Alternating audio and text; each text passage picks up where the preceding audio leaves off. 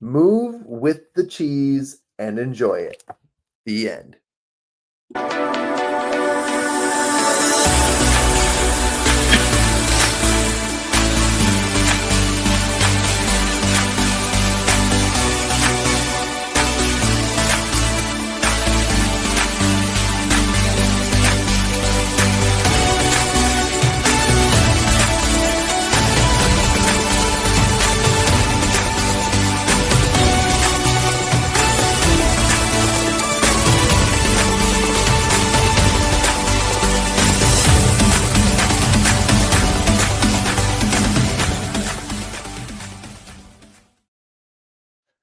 Hey, everybody, welcome back to another episode of the Champion Reads podcast. Today, I'll be your co-host. My name is John Kovach Jr. I'm actually the founder and creator of the Champion Circle Development and Personal Growth Association. I totally obliterated the name of my own company.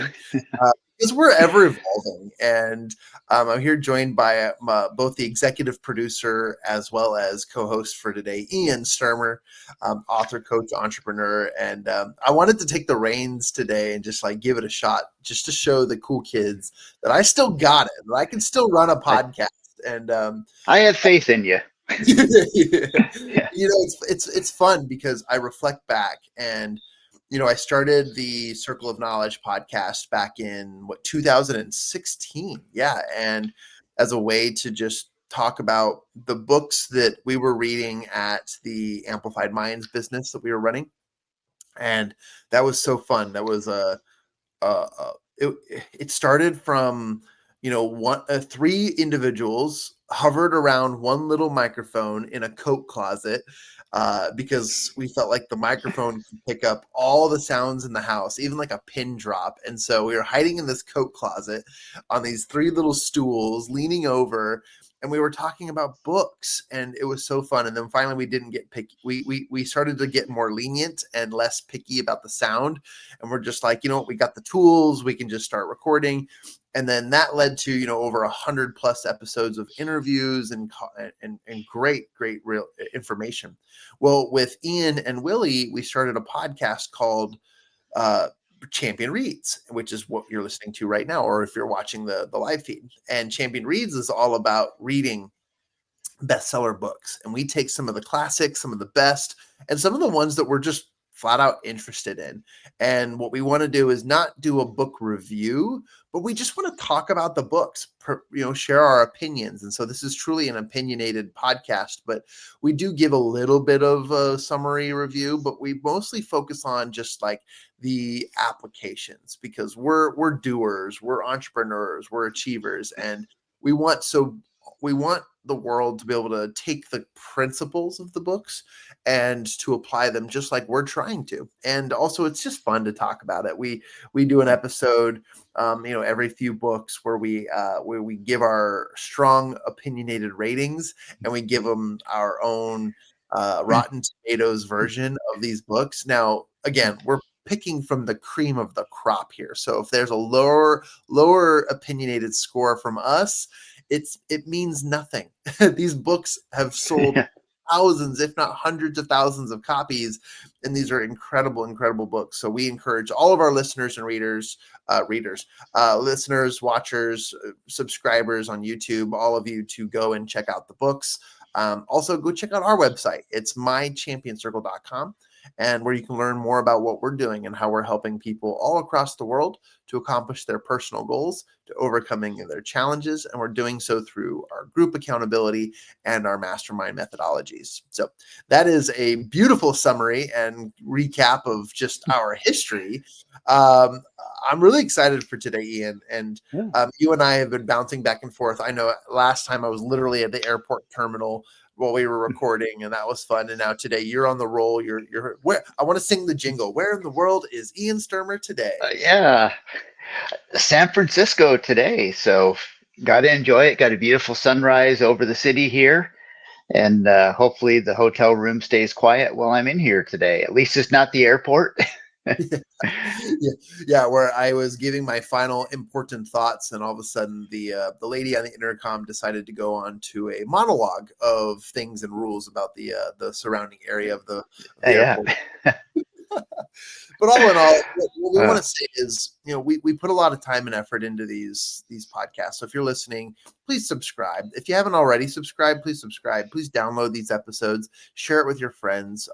This keeps us going, and this costs money. I mean, it takes time to host and record, and to buy the equipment needed to do this, to edit the clips, and it just takes time and resources. So if you like these, please subscribe. We need 10,000 subscribers in order for us to maintain this, and then of course on YouTube we need at least 100,000 subscribers to hit that monetary goal of ours. But anyways, you matter. We do this for you, and if you don't like it, tell us so that we'll stop. yeah. Well, maybe. Maybe, yeah, we probably won't because we just like doing it so much. But today we're talking about this book right here. It's called Who Moved My Cheese? It's by Spencer Johnson.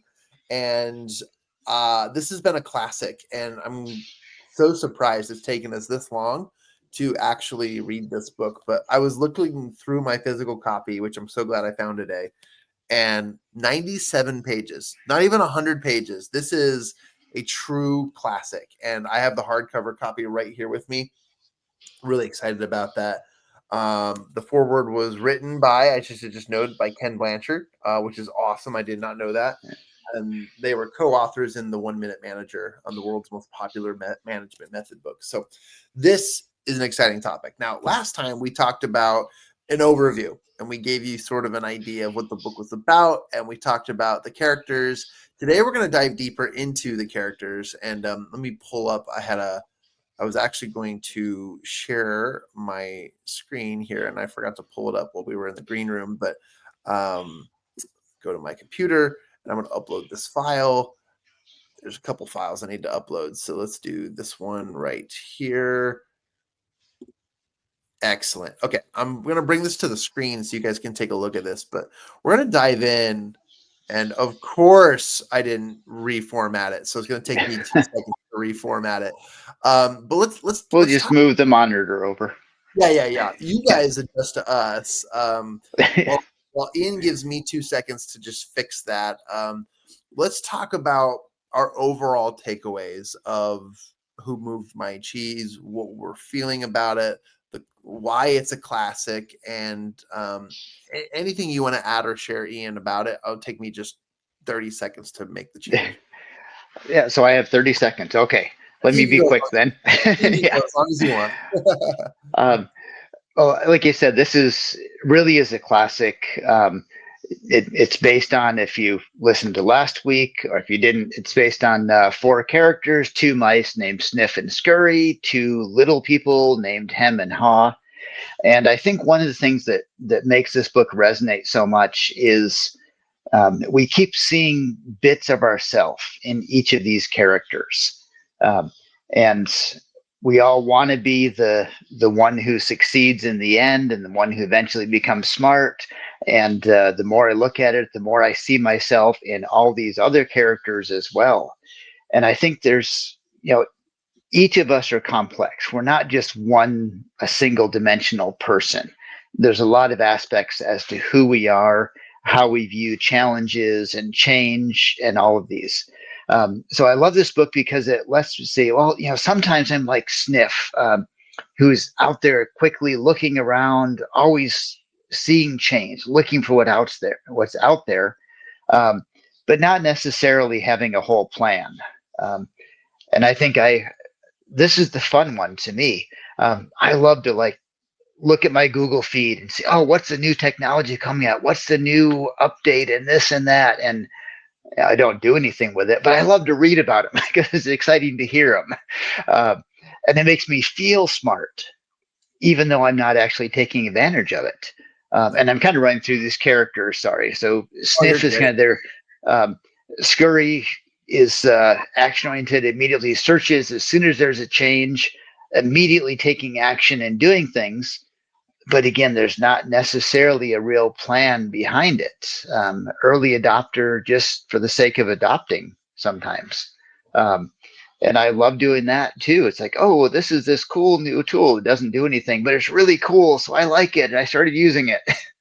um, then we got Hem, who just doesn't want to change. Very resistant to that. The older I get, the more I really find myself in that position. Um, I turn on the TV and I watch a rerun because I just don't want to take the effort to learn new characters in a new show yet. So I'm watching How I Met Your Mother for the fourth time.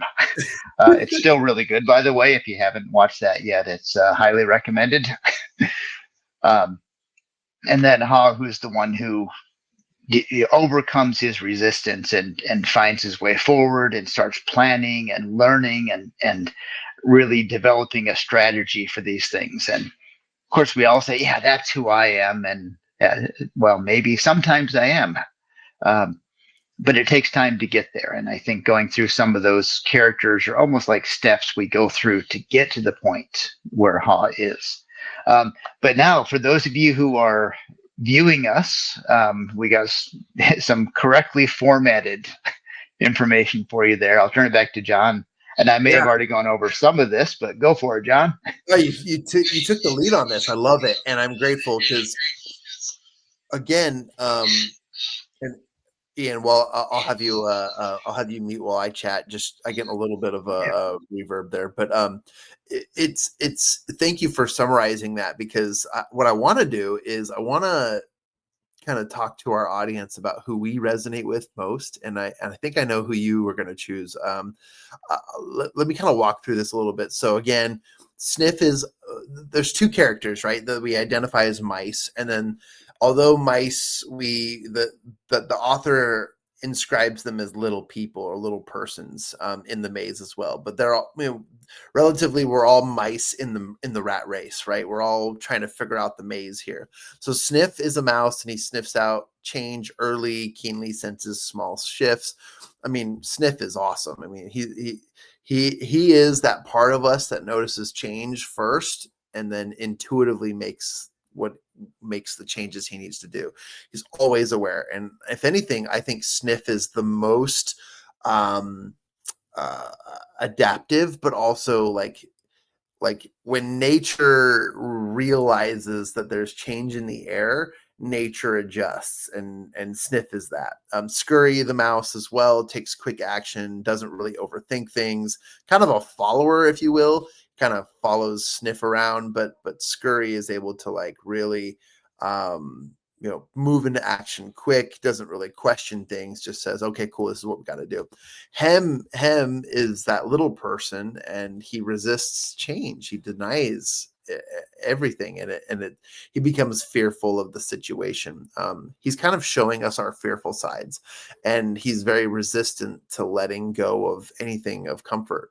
I thought it was interesting, Ian, that you said earlier, like the older we get, the more Hem we become, and I think that's interesting because I agree so much. Like there were things that I was really flexible on that I'm not flexible on anymore. And I've like started saying like, oh, this is my life. I got to live my life the way I want to live it. And I use this like entitlement voice of my own dialogue. And I start saying like, why do things change? And then I catch myself and I'm like, wow, okay, I must be getting older in my late 30s because It I sneaks feel up it. on you.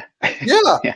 it really does. And then I start saying these things. There's so many funny memes and videos out there on the internet that do that. So, but to kind of wrap this thought up, and then I'll tell you who I resonate with most. Ha is the other little person who we'll talk about in majority today, but Ha initially resists, but then learns to adapt.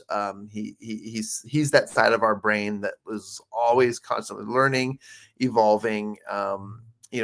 He's the evolving side that can change its mindset, and Ha is the example to us that although we are not perfect, that we can adapt and grow. And while I pretend to be Sniff, I know that deep down I'm either Hem or Ha, and I resonate most with them because I am fearful when things change. I am a human that doesn't see how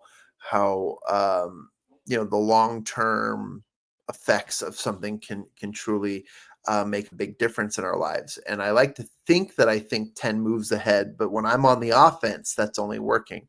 But constantly as humans, we get comfortable, and I get comfortable, and then I set back into sort of defense. And when I'm playing defense, I can't see 10 moves ahead. And instead, I tend to be a little bit more on the hem side. So I truly resonate with him in this matter. And I admitted to the world that I feel like I resonate with him, just because I know what it's like. I know what it's like to be fearful. I know what it's like to have change, and I know what it's like to figure it out. But one of the things I do love about the character breakdown here is that we have a little bit of sniff, scurry, hem, and haw in all of us. And that's kind of why it makes this book so brilliant, why millions of copies are sold all over the world. And I'll add, before I turn it over to you, Ian, is this is not only a best-selling book, but it's a bestseller, number one bestseller in USA Today, the New York Times, the Wall Street Journal, and Business Week. This is one of the most successful selling books of our time. So that's why it works. It's fast, it's simple, it's incredible. So but that's who I resonate with. How about you, Ian? Who do you resonate with most? Yeah. Um, like you said, there's a bit of each of these in me. And I kind of look at how my life is going lately, and I just see a lot of scurry in me. I see myself kind of rushing around. Oh, what's this? What's this? Where's this new thing? Um, Not always planning out, but just getting excited about it. And as you were talking, I was thinking of how I fit into this and experiences I've had. And it's kind of funny because I was picking out some experiences I had recently with people, and a little bit not putting them down, but putting them into that scurry mode, thinking, they're just excited to look at something without thinking through. Example, one friend came up to me not long ago and said, "Oh, I need to get AI in this. I got a new business idea. I need AI for it." And it quickly became apparent that AI was a buzzword that he was using, and didn't really know what he wanted it to do. He just wanted AI. Um, so instead of saying, "This is what I need to happen, how can I get there?" He just kind of said, "Oh, AI is going to solve everything," even though he hadn't planned out how to do it. Um, and I thought, oh, actually, yeah, that's what I do all the time. I need this new thing. I'm ready to start a new project, and I'm more excited about picking out the right pencil than I am planning the project. um, so, and part of it, if I keep myself busy, then it'll work out well. And we all know that busy is the opposite of productive. Um, so I find myself really doing a lot of scurry. There's some sniffing in there. There's quite a bit of hemming, as I'm resistant to bigger changes. I'm finally starting to understand a smidgen of AI and what it can do, and incorporate some of that. And by the time I finally get that down, we'll be on to the next phase, I'm sure. um, and then Ha is where I really want to be. I want to be planning and learning and growing, and taking all of these experiences from Sniff and Scurry and Hem, and turning those into what I can accomplish. But I find myself just scurrying around a lot, saying, if I just grab this and grab that and grab the other thing, it's all going to be wonderful. And some of it is. um, but until then, I'll keep scurrying around, and as I learn how to haw a little bit better.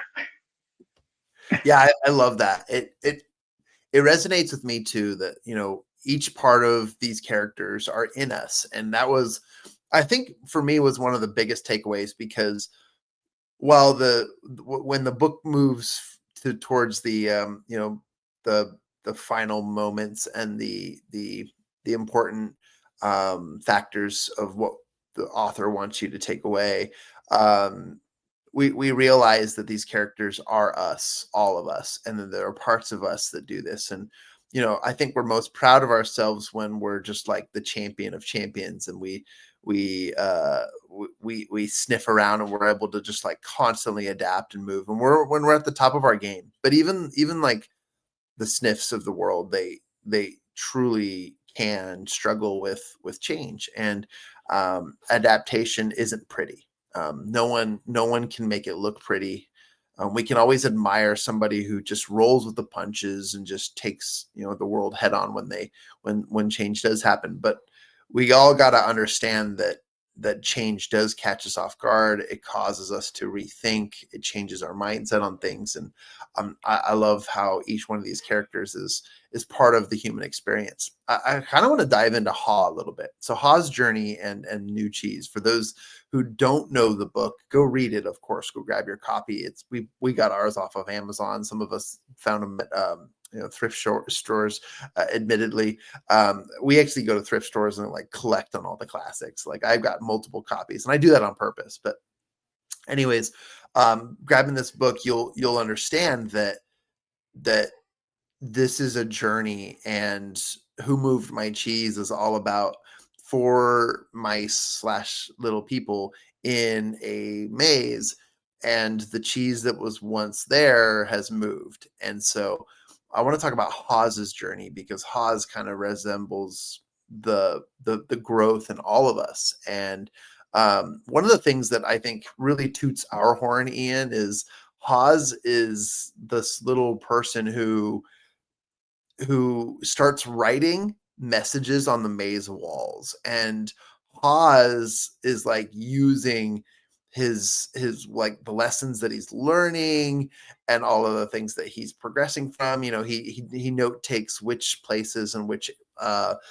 areas that he's checked on are not not currently providing cheese, and so he's really starting to like or orate his learnings. And I think that's so powerful, because something that we do at Champion Circle is we tell all of our members and clients who are in our coaching program that, are you writing your goals down every single day? Because if you're not, then you're forgetting what you're working towards. Somebody who doesn't understand what desire truly means, according to Napoleon Hill in Think and Grow Rich, desire is that burning sensation within you that when you want something, you'll do whatever it takes to get it because you don't have it yet. I'll tell you what, when I know that I'm going to go get food and like Taco Bell is on the menu, nothing can stop me. If I show up at a Taco Bell and they're like, oh, we don't have any more food, I will literally drive across town to the next one just to get my Taco Bell. Like I'm that desired, focused on that thing that I do it. And we do this in all areas of our lives, but we forget when it comes to a goal that is something that we truly want to have happen. And people will abandon their dreams, their desires, their goals when they don't reach it the first time, or they don't get it on the first try. And that's why Hawes's journey is so powerful, because writing things down, writing down what you're learning, and just keeping notes is a powerful tool. What are you going to do with that later? You may never look at your journal or your journal entries or the writings on the walls ever again in your life, but the fact that he just took the time to write it down is a powerful step in acknowledging that there is change. And I think that is a true path to the Hawes of the world. We want to learn, we want to adapt, we want to accept the fact that we're normal, we're human, and that we do experience fear, and that we can overcome it through the acknowledgement and growth process. So that's kind of a cool factor about the the Hawes journey. And I think it's important to remind ourselves about writing things down. That's just a powerful tool. We teach all of our members how to do that. What would you like to add, Ian? Yeah, as you were talking, it just kind of reminded me a little background on this book. So when Dr. Johnson was writing the book, he was actually going through a divorce, and that was what started him on this. And as you were talking, it kind of made me think the importance of writing those things down is to recognize what's changing and why it's changing. And Dr. Johnson, as he was in either the forward or the afterword in the book, I forget now, was talking about this. It's like, why is this divorce happening? What's caused this change in my life? And it was such a big change. It says it took him 10 years to write this book based on that. And how often do we see these changes happening in our life and they're just forces of nature to us? The wind is blowing and that's all there is to it. Well, why is the wind blowing and what can you do about it? Um, and it takes time to get to the stage of how we say, okay, well, let me write this down. Let me start looking at what's changing and understanding why it's changing. And then I can find ways to react to that, to counter those or to move with those. Um, so learning that stage of writing it down is so important, um, from a few different points. Like you said, if you don't write it down, you don't know what you're achieving. You forget your goals, you forget your directions, but you also forget where it came from and why it's happening. And I know there's so many times that's happened to me where I do something over and over again and I wonder why it's not working right. Then I stop and think about it. Even if I don't literally write it down, I mentally read and say, oh, you know what? Yeah, I keep doing the same dumb thing over again. And that's why I get the same bad results. So taking that time to learn from it. And as we write down those steps, write down what we've learned, remember that, we can then move forwards to achieve those goals that we actually have instead of, again, me scurrying all over the place, just assuming that if I run enough places or try enough things, something's going to work. Throw enough paint at the wall, some of it's going to stick. Um, but instead, write down and see what color paint you want, which one works better, and learning from that. And kind of jumping to the end result where we all need to be. But that writing it down is such an important step. And I'll close my thought there with one of my favorite quotes about goals. A goal that's not written down is a hallucination. Um, Not even a dream or night. It's just a hallucination. It's just a mirage, unless it's written down and solidified so that you can measure and move towards it and truly achieve those things. I couldn't agree more. Those are powerful reminders. We as humans rely so heavily on our senses, our ability to see, taste, smell, hear, and touch and feel. Um and again, that recognition, that abstract learning that comes from action really can evolve us. So kind of in summary, Ha gradually overcomes his fear. He becomes more confident. He presses onward when the cheese is removed from his life.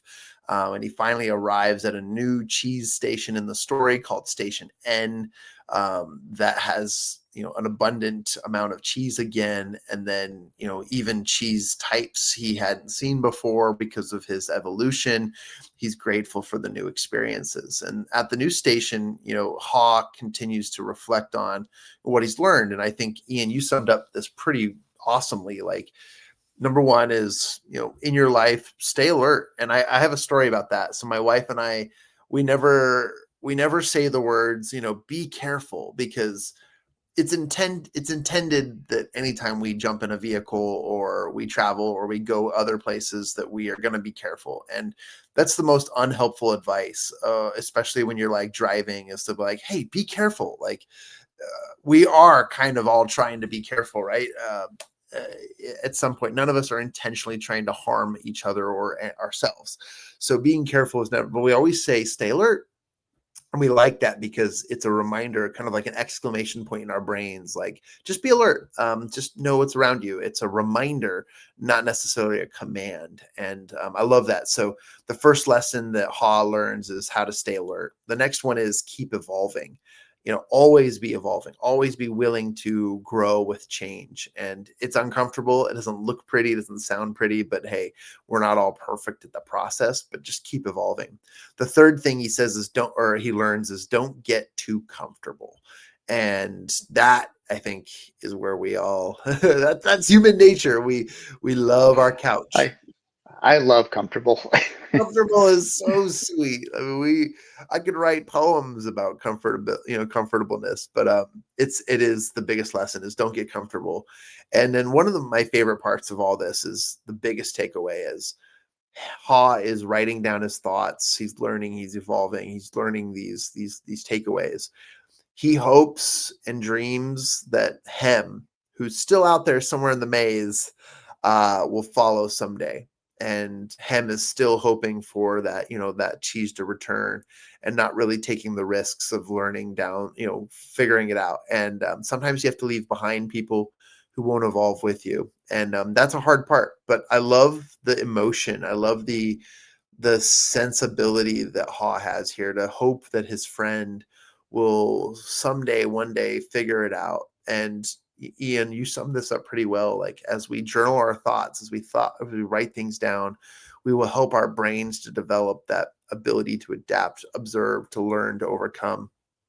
And that's a really, really important way, because, on reflections, we need to we need to look at our lives from a greater perspective, and then evaluate so that we can accomplish at a greater level. So I think that's really great. And I have like 100 other notes that we won't get to today, but we'll get to it another one. But I love this.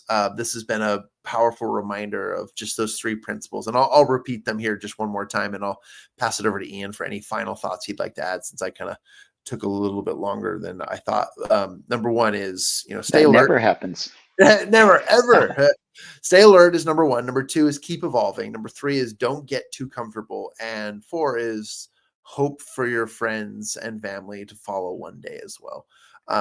Maybe you can even evolve that one and say, not only hope, but teach, or be the catalyst for, those around you to also find their way.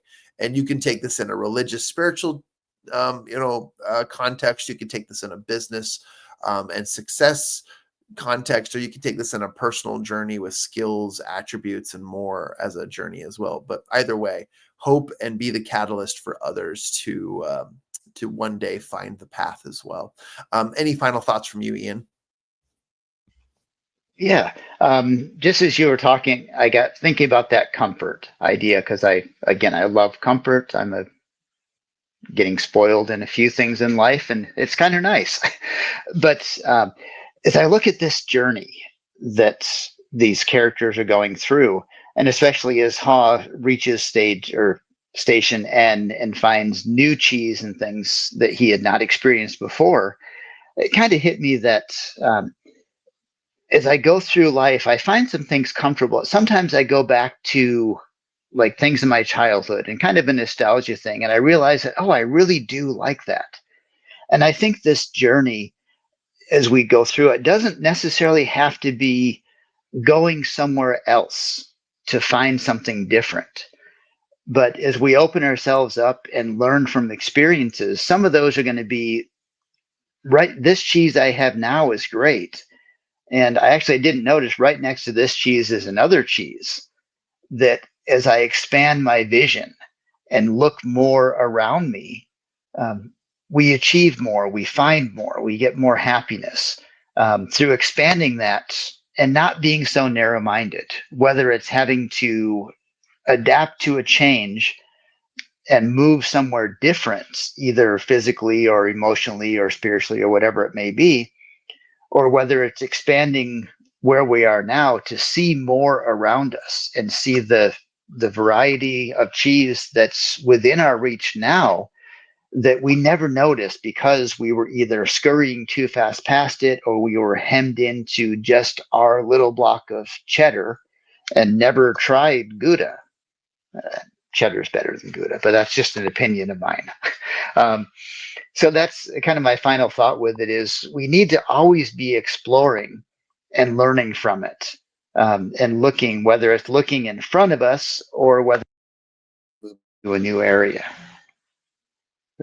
Well said and well summarized. And your thought on Gouda reminded me. I was recently traveling through Flagstaff, Arizona, and I went to this amazing restaurant called Shift, Shift, and I ordered their premium burger, and they had a Gouda whiz cheese on the burger. And I've got to say, guys, this was like an 11 out of 10. This was one of the best, most flavorful tasting burgers I've ever had. And you're right, Ian, like sometimes the better cheese, the cheese that you don't prefer, the kind that you haven't tried, is just sitting there waiting for you when you explore beyond the maze, right? And it's powerful. So I love that, and I do have my cheese preferences. So one more episode, guys. We're gonna do one more on who moved my cheese, but in that rating, we'll actually rate our top cheeses, and maybe we'll even bring cheese to the table.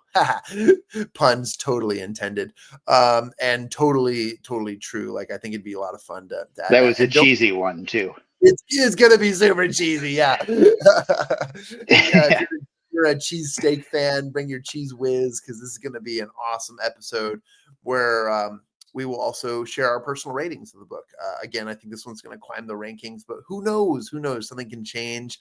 But always listen to our episodes, as we have lots of great takeaways, great lessons, things that we're applying ourselves, and we're pretty blunt and honest about what we're working on and how we're going through it. And also, we just want you to show the human side of entrepreneurship. It's not always rainbows and cupcakes. It's truly an uphill battle. So we resonate with you out there, all of our silos and our lone rangers out there. We're with you. So as we kind of bring this one to a close, we encourage you to go check out Champion Circle. Go to mychampionscircle.com, where you can find out about our upcoming events and our upcoming roundtables, where we get together with professionals from all over the world virtually online, and allow yourself to connect, build relationships that will lead you ultimately to accomplishing your goals. We utilize these mastermind methodologies within the context of Think and Grow Rich and the 13 Steps to Riches, in which he teaches, so that we can help others and help ourselves accomplish our goals faster. It's all about accelerating results. And right now, the Haws of the world are succeeding at learning and growing, and we're grateful for this book. So Who Moved My Cheese? Part 3 coming soon by Spencer Johnson. I'm grateful to have Ian on the show. We miss you, Willie. We'll see you at the next episode, hopefully.